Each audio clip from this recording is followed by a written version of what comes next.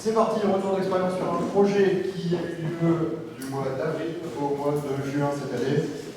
Le séparateur d'étage électrique, sur une idée de Vivien, qui en a parlé il y a quelques temps, et mis en couleur par le Fab Lab de Château-Thierry, dont je suis le créateur. Donc on a commencé, comme je le disais, en avril, par déjà la reproduction, à peu près, simplement, des idées de Vivien. Même principe, on trouvait que le principe était plutôt intéressant, plutôt simple, et il a donné lieu donc, à une remodélisation en vue de l'intégrer dans un lanceur proto de DF75, donc un petit peu plus gros. Vous voyez ici donc, des images CAO qui ont été réalisées par Fusion 360, et qui a permis ensuite de créer la carte électronique de pilotage et d'enregistrement des données. Donc le Fab Lab fonctionne avec des gens de tous âges et on a notamment dans l'équipe des très jeunes. Donc on utilise aussi cette idée, ce cas, pour faire de l'enseignement et attirer les jeunes vers ces métiers qui parfois leur donnent un petit peu du tout. Donc là vous avez les différentes étapes de la réalisation. Vous avez les codes sous Arduino. On n'est pas allé chercher des plateformes très compliquées, on est sur du nano. La partie simulation, alors à chaque fois on double OpenRocket et les feuilles de calcul de Planet Science pour vérifier un peu si on a la même chose. Et on a décidé de faire une fabrication modulaire de manière à ce que l'embase, donc bloc moteur plus salon, puisse être interchangeable en fonction des cas de charge. Alors, on fait également du bricolage. Donc là, on a trouvé une méthode assez intéressante pour faire des parachutes hémisphériques assez rapidement, ce qui donne lieu aussi à de la documentation. Donc là, ce sont les différentes étapes pour la réalisation et quelque chose de très important, le pliage. Le séparateur d'étage électrique, c'est fait pour sortir un parachute. On peut certainement en trouver d'autres usages, mais c'est celui-là qu'on avait choisi de mettre en lumière.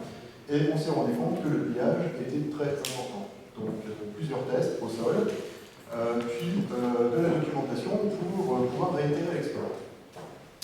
En termes d'organisation de projet, donc des sessions de travail en commun, ensuite du partage de tâches, chacun repart chez lui avec un petit peu de choses à faire.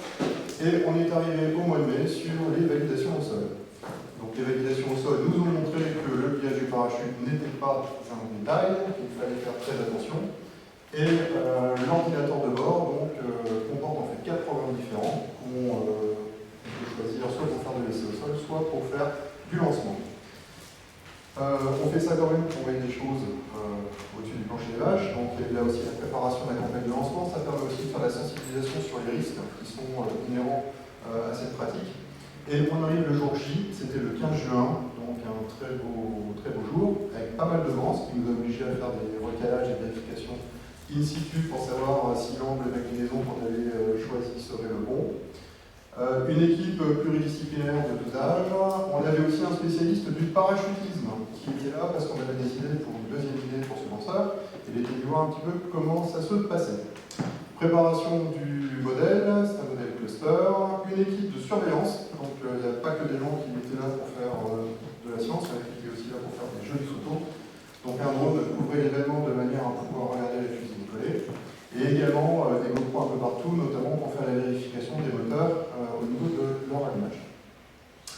Un travail qui va être rempli de succès. Donc premier tir, la séparation se fait très correctement, le parachute sort, et on a toute la série de suivi qui a été réalisée par l'équipe caméra qui nous permet en fait de voir les différentes étapes. Et notamment, alors même si c'est un petit peu haut, la partie séparation.